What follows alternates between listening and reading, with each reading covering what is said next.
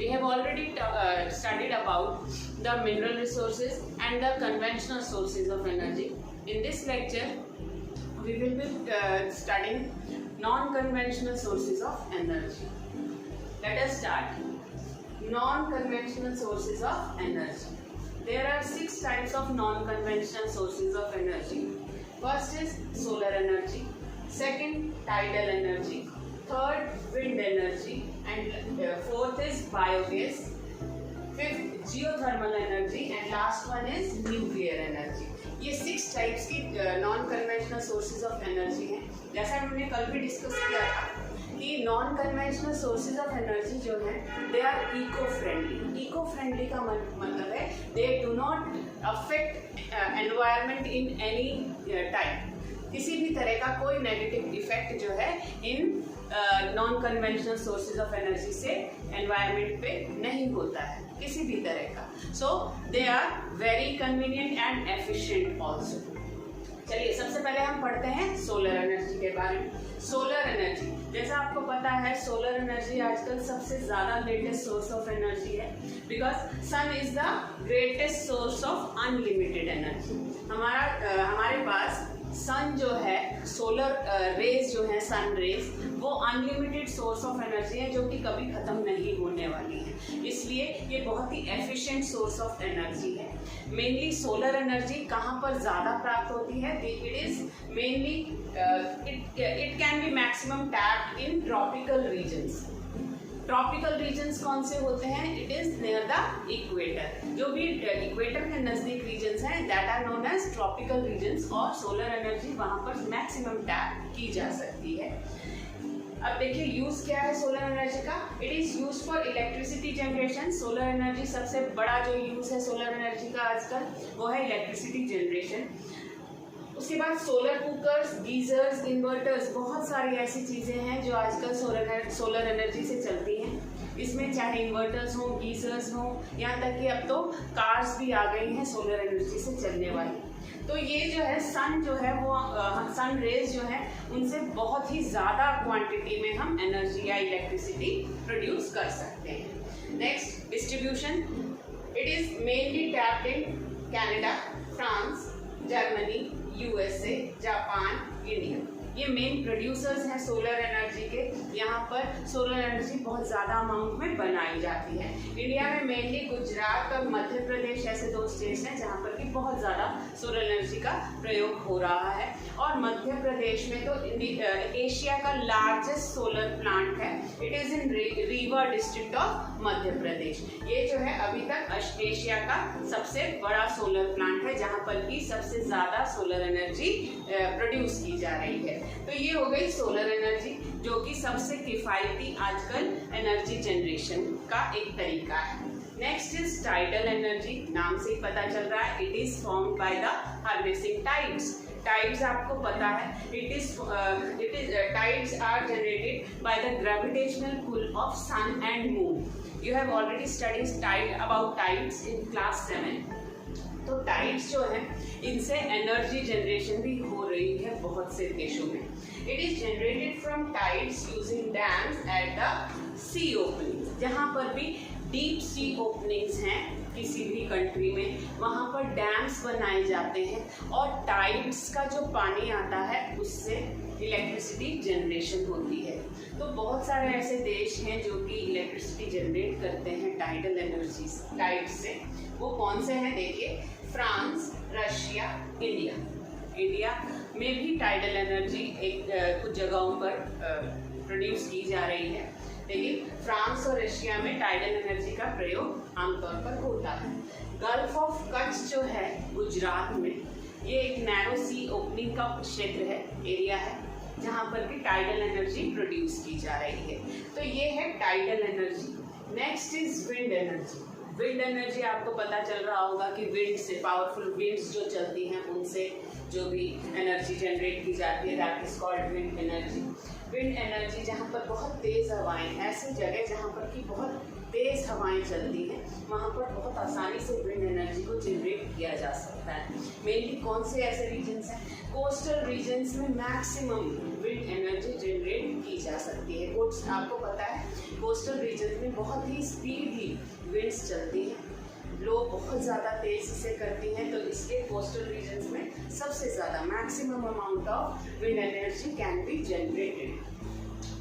Used for, इसलिए use होती है फॉर पंपिंग वाटर, यानी मोटर जो है पानी को पंप करने के काम आ सकती है विंड एनर्जी।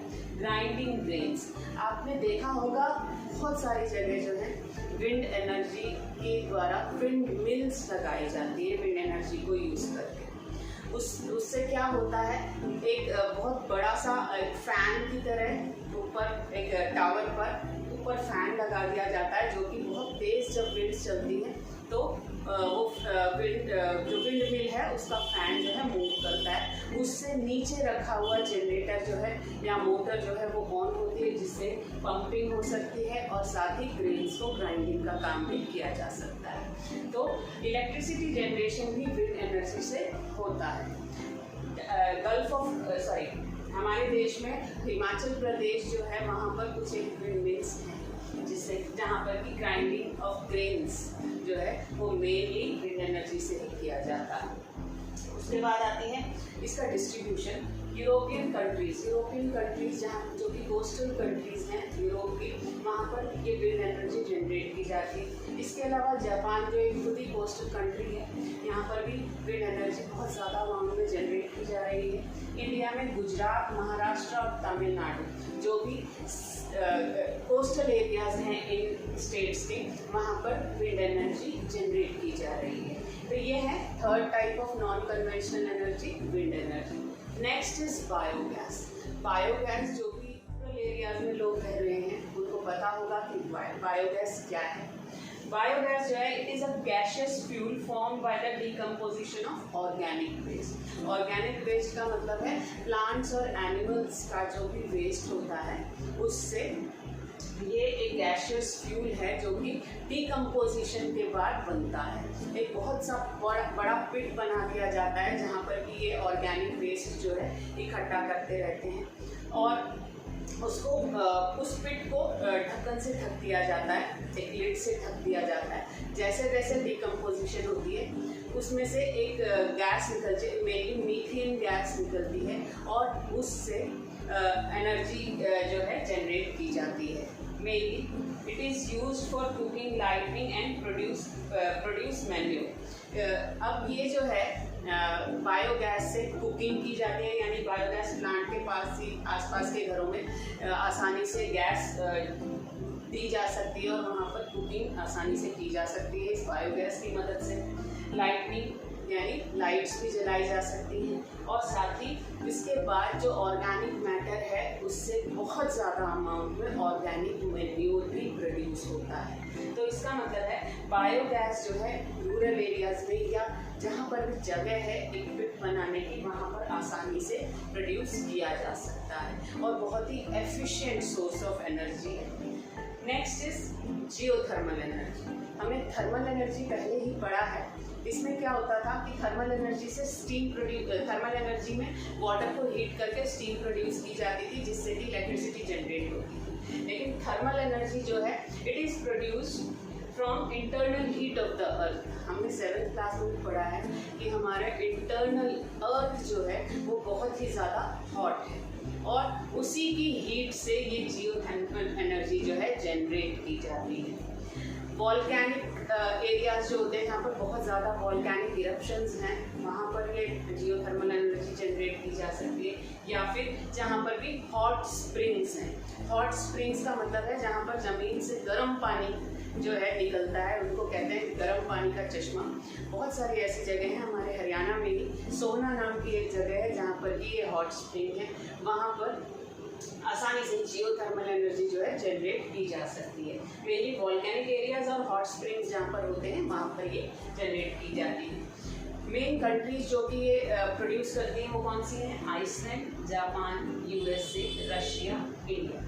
इंडिया में मणिकरण नाम का हमें हिमाचल प्रदेश में एक जगह है, वहाँ पर हॉट स्प्रिंग्स हैं जहाँ पर कि जियोथर्मल एनर्जी हमारा देश जनरेट करता है। तो ये है जियोथर्मल एनर्जी और ये कहाँ यूज़ होती है? It is used in cold storage plants. आजकल कोल्ड स्टोरेज का ज़माना है कि बहुत सारे फ्रूट्स, वेजिटेबल्स और मीट जो है उसको फ्रोज कर दिया जाता है, फ्रीज कर दिया जाता है और फिर लॉन्ग रन के लिए उसको प्रोटेक्ट करके रखा जाता है। तो वो कोल्ड स्टोरेज प्लांट्स में ही प्रोटेक्टेड होती हैं ये चीज़ें, मेनली ईटेबल्स। तो कोल्ड स्टोरेज प्लांट में जियोथर्मल एनर्जी यूज होती है। इंडस्ट्रीज और हाउस होल्ड यूजेस में भी ये जियोथर्मल एनर्जी यूज की जा सकती है। तो this was the fifth type of non conventional source, that is geothermal energy. Last non conventional source of energy is nuclear energy. अब न्यूक्लियर एनर्जी जो है, एटम्स जो होते हैं उनके न्यूक्लियाइज में जो एनर्जी स्टोर होती है उसी से ये न्यूक्लियर एनर्जी बनती है। It is obtained from energy of nuclei of atoms, mainly radio active materials से ही न्यूक्लियर एनर्जी बनाई जाती है या मिलती है। दो रेडियो एक्टिव एलिमेंट्स जो हैं मेनली जिनसे कि न्यूक्लियर एनर्जी प्रोड्यूस की जा रही है वो है यूरेनियम और thorium. Uranium and thorium are two radioactive materials which can be used to produce nuclear energy. It is the best alternative to fossil fuels. Fossil fuel का एक बहुत ही अच्छा रिप्लेसमेंट जो है वो है न्यूक्लियर एनर्जी। यानी फॉसिल फ्यूल्स जहाँ भी यूज़ हो रहे हैं उनकी जगह न्यूक्लियर एनर्जी भी यूज़ हो सकती है। देखिए अब ये कौन सी कंट्रीज़ हैं जो कि न्यूक्लियर एनर्जी का यूज़ कर रही हैं। It is USA, France, Russia, Germany, China and India also. तो ये देश हैं जो कि न्यूक्लियर एनर्जी प्रोड्यूस कर रहे हैं। हमारे इंडिया में भी बहुत सारे न्यूक्लियर पावर स्टेशंस हैं अलग अलग जगह पर। उसमें से मैंने कुछ एग्जाम्पल्स लिखे हैं। कायगा कर्नाटका में है, नरोरा यूपी में है, ये सब जगह जो हैं न्यूक्लियर पावर स्टेशंस हैं। तारापुर महाराष्ट्र में है। इसके अलावा राणा प्रताप सागर राजस्थान में कोटा के नज़दीक और भी बहुत सारे न्यूक्लियर पावर स्टेशंस हैं जो कि इंडिया में न्यूक्लियर एनर्जी प्रोड्यूस करते हैं। Let us study a comparison between the conventional sources of energy and non-conventional sources of energy. Main क्या डिफरेंसेस हैं कन्वेंशनल और नॉन कन्वेंशनल में, ये पढ़ते हैं। Conventional sources are traditional sources of energy, यानी परंपरागत हम आजकल जो यूज़ कर रहे हैं, हमारे यूज़ में बहुत ज़्यादा आने वाली जो सोर्सेज हैं वो हैं conventional sources of energy.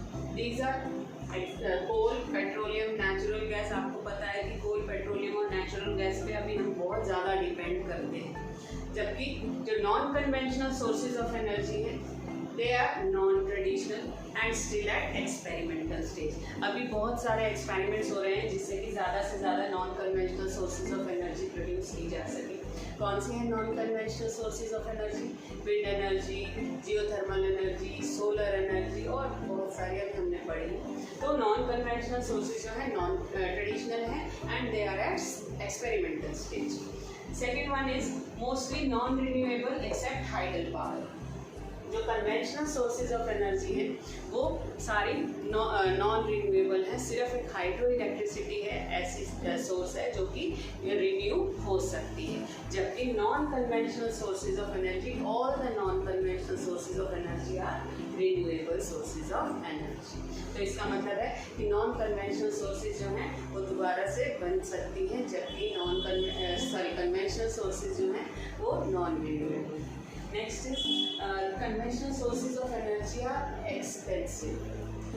Conventional sources को मेंटेन करना एक्सपेंसिव है और साथ ही इंस्टॉल करना भी एक्सपेंसिव है, यानी मुश्किल से ये हमें मेंटेन करनी पड़ती है। आप देखिए जो भी हमारे कन्वेंशनल सोर्सेज यूज़ करते हुए जो भी व्हीकल्स हैं उनकी हमें समय समय पर मेंटेनेंस करनी पड़ती है, अदरवाइज जो ये व्हीकल्स हैं वो ख़राब हो जाते हैं। तो इसका मतलब समय समय पर इन पर एक्सपेंस हमें करना होता है, इसीलिए कह रहे हैं these are expensive to install and hard to maintain. जबकि नॉन कन्वेंशनल सोर्सेज जो हैं इट इज़ लेस एक्सपेंसिव। एक बार जो ये सोलर एनर्जी से जनरेट करने वाले जो प्लांट्स हैं वो एक बार इंस्टॉल कर दिए जाते हैं, एक बार एक्सपेंस होता है, लेकिन लॉन्ग रन में ये जो है वो हमें बहुत ज़्यादा रिटर्न देते हैं और एक्सपेंस जो है वो बहुत कम होता है। ऐसे ही विंड एनर्जी को जनरेट करने के लिए विंड मिल्स लगा दी जाती हैं। एक बार एक्सपेंस होता है, लेकिन लॉन्ग रन में जो हमारा रिटर्न है वो प्रॉफिटेबल होता है। तो नॉन कन्वेंशनल सोर्सेज जो है वो less expensive. Next is conventional sources pollute the environment except hydel power. Hydel power जो है वो हमारे एनवायरनमेंट पर किसी तरह से नुकसान नहीं पहुंचाती, जबकि ज़्यादातर कन्वेंशनल सोर्सेज जो हैं वो पोल्यूट करते हैं एनवायरनमेंट पे। कोल, पेट्रोलियम ये जो हैं वो पोल्यूट करते हैं हमारे एनवायरनमेंट पर, नेगेटिव इफेक्ट डालते हैं हमारे एनवायरनमेंट पर। जबकि नॉन कन्वेंशनल सोर्सेज जो हैं इको फ्रेंडली, किसी भी नॉन कन्वेंशनल सोर्स से हमारे एनवायरनमेंट पे किसी तरह का कोई नेगेटिव इफेक्ट नहीं होगा। Next is lot of dependency at present. Conventional sources पर हम इस समय एट प्रेजेंट बहुत ज़्यादा डिपेंड करते हैं, यानी हम पूरी तरह से उन्हीं का यूज़ कर रहे हैं। जबकि non conventional sources of energy जो हैं वो फ्यूचर में, आगे आने वाले समय में हमारी डिपेंडेंसी जो है नॉन कन्वेंशनल सोर्सेज पर बहुत ज़्यादा बढ़ जाएगी। Lot of dependency will increase in future on non conventional sources, क्योंकि मैंने आपको पहले भी बताया एक्सपेरिमेंटल स्टेज पे है, एक्सपेरिमेंट्स किए जा रहे हैं जिससे कि ज़्यादा से ज़्यादा नॉन कन्वेंशनल सोर्सेज जो हैं वो यूज़ में लाई जा सके। These were the differences between the conventional and the non-conventional sources of energy. Now study about conservation of energy resources. आपने conservation of minerals पढ़ लिया है, अब हम conservation of energy resources के बारे में पढ़ेंगे। कुछ ऐसे एनर्जी रिसोर्सेज हैं जो कि लिमिटेड अमाउंट में, mainly the conventional sources of energy, coal, petroleum, natural gas जो है वो लिमिटेड अमाउंट में हमारे पास मौजूद है, इसलिए हमें इन एनर्जी रिसोर्सेज को कंजर्व करना पड़ेगा फॉर द फ्यूचर जनरेशंस। देखते हैं क्या नीड है कंजर्वेशन ऑफ एनर्जी रिसोर्सेज की। First is rapid depletion of exhaustible resources. अब क्योंकि ये सिर्फ हमारे पास लिमिटेड अमाउंट में है एग्जॉस्टिबल रिसोर्सेज यानी कन्वेंशनल सोर्सेज, इसलिए हमें इनको ज़रूरी है कंजर्व करना। यानी एक समय ऐसा आएगा कि ये जब कन्वेंशनल सोर्सेज ऑफ एनर्जी जो है वो बिल्कुल इनकी अमाउंट जो है ख़त्म हो जाएगा, इसलिए हमें इनको कंजर्व करना पड़ेगा।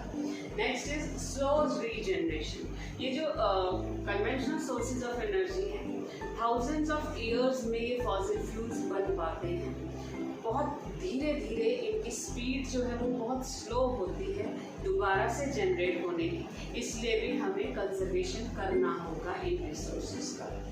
उसके बाद growing population has increase the use of energy resources.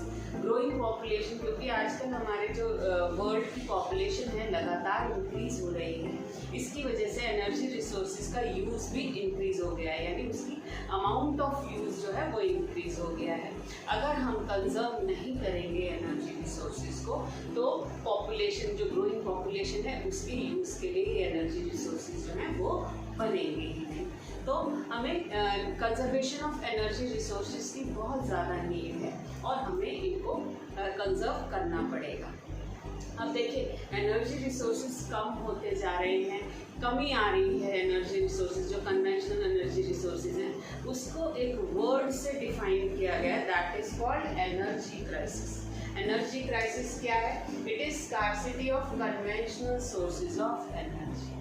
Scarcity का मतलब है कमी आना, कन्वेंशनल सोर्सेज ऑफ एनर्जी की कमी आना जो है उसको हम कहते हैं एनर्जी क्राइसिस। जहाँ पर भी कन्वेंशनल सोर्सेज जो है वेस्ट हो रहे हैं वहाँ पर एनर्जी क्राइसिस है। ठीक है, तो ये हो गई need conservation of energy resources. Let us talk about the measures to conserve energy resources. Measures to conserve the energy resources. कैसे हम इन energy resources को conserve कर सकते हैं? First of all, we should use LED bulbs and tube lights. LED bulbs और tube lights जो हैं उनमें बहुत ज़्यादा कम पावर कंजम्पशन होता है, इसलिए हमें ज़्यादा से ज़्यादा एलईडी बल्ब्स और ट्यूबलाइट्स यूज़ करनी चाहिए। किसकी प्लेस पर? CFLs और सिंपल बल्ब जो हैं उनकी जगह पर हमें एलईडीज़ का यूज़ करना चाहिए। और second is use public transport. अगर हम पब्लिक ट्रांसपोर्ट का यूज़ करेंगे तो हम जो इंडिविजुअली जो हम व्हीकल्स लेके जाते हैं उससे हमारे बहुत सारे एनर्जी रिसोर्सेज वेस्ट होते हैं, उससे हम बच सकेंगे। अगर पब्लिक ट्रांसपोर्ट का यूज़ किया जाएगा तो एक ही समय पे बहुत सारे लोग एक ही जगह पहुंच सकते हैं जो भी उनका डेस्टिनेशन है। So we should use public transport. Next, switch off electric gadgets when not in use. Electric gadgets जो हैं, इलेक्ट्रॉनिक गुड्स, जब भी आपके यूज़ में नहीं आ रहे हैं, जब आपको इनको यूज़ नहीं करना है तो उस समय आप स्विच ऑफ कर सकते हैं इन इलेक्ट्रिक गैजेट्स को, जिससे कि एनर्जी कंजम्पशन ना हो।